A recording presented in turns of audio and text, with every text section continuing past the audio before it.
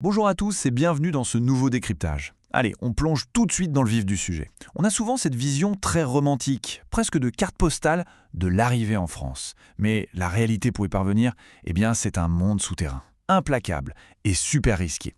Aujourd'hui, on va aller bien au-delà de ces fameuses cartes postales. On va retracer le parcours ultra secret des migrants, en particulier népalais, et décortiquer ce réseau clandestin hallucinant qui opère dans l'ombre des aéroports internationaux. L'idée, c'est de vraiment comprendre la mécanique de ce voyage. Un voyage où notre propre identité devient littéralement une monnaie d'échange. C'est quand même une vision idyllique. La tour Eiffel baignée de cette belle lumière dorée, les terrasses de café pleines de vie, bref, la scène parisienne typique. Mais c'est bien plus qu'une simple destination touristique. Pour plein de migrants qui quittent les paysages vibrants du Népal dans l'espoir d'un avenir meilleur, cette image, c'est le Graal. C'est le rêve européen incarné, une promesse de sécurité, de travail et de liberté. Il faut absolument garder cette aspiration en tête, parce que c'est ce moteur incroyable qui pousse des gens à affronter l'inconcevable. Sauf que ce rêve a un prix. Et il pulvérise tout de suite l'illusion romantique. 17 000 $. Oui, le chiffre est brutal. On ne parle pas du tout d'un simple billet d'avion là. On parle d'un paiement cash, une somme monumentale, souvent réunie en endettant des familles entières, juste pour avoir le droit d'entrer sur ce marché noir labyrinthique. C'est carrément le péage que réclament les agents de l'ombre pour offrir une chance, et juste une chance, de toucher ce rêve du doigt. Alors, face à un tel enjeu, ce marché clandestin propose deux voies, et elles sont tragiquement différentes. D'un côté, il y a ce qu'on appelle l'alternative du désespoir, la traversée par la mer. Moins chère, oui, mais potentiellement mortelle. Et de l'autre, pour ceux qui arrivent à rassembler ces fameux 17 000 $, il y a la voie premium. C'est là que les liasses de billets et les passeports changent de main en toute discrétion. Ce qu'on achète, c'est un vol direct, orchestré de A à Z par des réseaux très sophistiqués.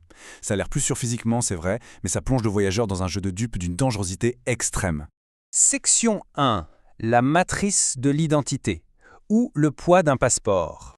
Parce que débourser 17 000 $, ça n'achète pas juste un trajet, ça achète carrément une nouvelle identité. Et la réalité des frontières illustre ça parfaitement. D'un côté, on a l'identité authentique, le passeport népalais par exemple. Le problème, il garantit quasiment à coup sûr de rester bloqué aux portes de l'Europe, voire d'être expulsé sur le champ. De l'autre côté, on a l'identité achetée à prix d'or, une fausse carte d'identité hongroise par exemple. Totalement illégale, on est bien d'accord, mais c'est elle qui donne accès au terminal pour l'Europe. Le paradoxe est fou. Dire la vérité condamne le voyageur, alors que le mensonge financé à prix d'or devient la clé absolue de la liberté. Une clé qui exige bien sûr une clandestinité totale. Passons à la deuxième partie, l'arsenal des faussaires. Pour qu'un mensonge de cette ampleur fonctionne, il faut une technique irréprochable. C'est d'ailleurs fascinant et un peu effrayant de regarder ces faux documents sous une lumière ultraviolette. Les détails phosphorescents, les filigranes ultra complexes, on n'est pas du tout sur un bout de papier bricolé dans un garage. C'est de la précision chirurgicale. Les réseaux de passeurs ne font pas que donner des conseils. Ils fournissent un matériel de pointe pensé spécifiquement pour déjouer les systèmes de sécurité les plus stricts du monde. C'est un investissement massif de leur part, car ce petit bout de plastique, c'est littéralement le seul bouclier du migrant. Il est conçu sur mesure pour faire sauter les verrous de l'Europe. C'est d'ailleurs fou d'entendre comment ces documents sont décrits au sein même de ces réseaux. C'était une originale, le mot est fort. C'est une contrefaçon tellement parfaite qu'elle devient une vérité dans ce monde parallèle, indétectable à l'œil nu. Ça montre bien que l'industrie de la fraude a atteint un stade industriel, transformant un simple faux en un véritable sésame géopolitique. Troisième partie, et c'est là que la tension monte, la stratégie de la chaussure. Avoir un document parfait en poche, c'est bien, mais il faut encore réussir à l'utiliser au bon moment sans se faire attraper. Et c'est là que le suspense devient insoutenable. On a une collision brutale entre deux mondes. D'un côté, le passeport test, à la lumière noire, préparé minutieusement dans l'ombre. De l'autre, les portiques de sécurité, froids, éclairés au néon, avec des agents bien réels qui vous dévisagent. Passer de cette préparation secrète à l'exécution en pleine lumière, c'est le moment de vérité. Et il faut un sang-froid monumental. Il faut vraiment s'imaginer la pression psychologique à la seconde précise où l'on se présente au premier contrôle avec sa vraie identité, tout en sachant qu'on s'apprête à commettre une fraude majeure juste après. Le cœur bat à tout rompre. Les agents de sécurité sont là, juste en face. Un seul petit faux pas, une seconde d'hésitation dans le regard, une goutte de sueur au mauvais endroit, et paf, les 17 000 $ et l'espoir d'une nouvelle vie s'évaporent en un instant. Pour contourner le système, il y a une vraie chorégraphie millimétrée. Étape 1. Passer la première barrière de sécurité avec son passeport authentique, en toute légalité. Étape 2, et c'est la phase critique. S'isoler, s'accroupir et planquer cette vraie identité dans l'endroit le plus improbable possible. Et enfin, étape 3, retrouver un complice à l'intérieur, souvent posté près des portes d'embarquement, pour récupérer la fausse carte européenne et le nouveau billet d'avion. C'est un véritable ballet clandestin qui se joue en plein jour, au beau milieu des touristes et des voyageurs d'affaires. Et quand on regarde les détails, c'est frappant. Tout commence avec ce passeport népalais posé sur un comptoir métallique. Ensuite vient le moment de l'isolement, souvent dans les cabines de toilettes de l'aéroport.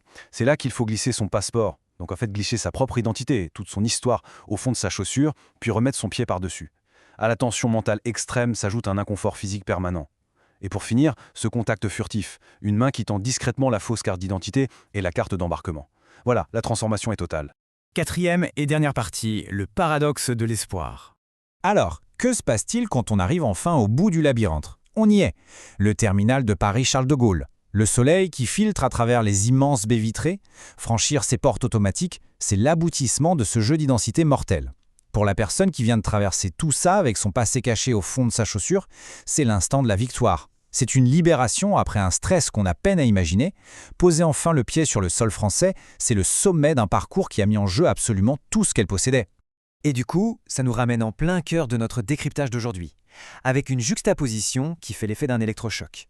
D'un côté, une vieille chaussure cachant un passeport piétiné, le symbole absolu de la clandestinité et de la peur. De l'autre, la beauté vibrante, magnifique de Paris. Ces deux images semblent à des années-lumière l'une de l'autre, et pourtant elles sont intimement liées. Pour certains, cette destination si lumineuse est tout simplement inatteignable sans passer par les réalités les plus sombres et dangereuses du marché noir. C'est tout le paradoxe de ce rêve européen. La lumière a un prix, et il se paye au prix fort, dans l'ombre. Finalement, pour rester sur une note fondamentalement humaine, il suffit de regarder ces personnes face à l'immensité de Paris. Décortiquer tous ces mécanismes, c'est surtout réaliser que derrière ces fameux 17 000 $ et ces passeports dissimulés, il y a avant tout un besoin universel de dignité. Naviguer dans ces labyrinthes, c'est risquer tout ce que l'on est, dans un seul but, s'offrir une chance, juste une chance, de construire un avenir meilleur sous un autre ciel. Malgré les obstacles qui sont littéralement effroyables, l'espoir, lui, refuse de s'éteindre. Ce qui nous amène à une toute dernière réflexion.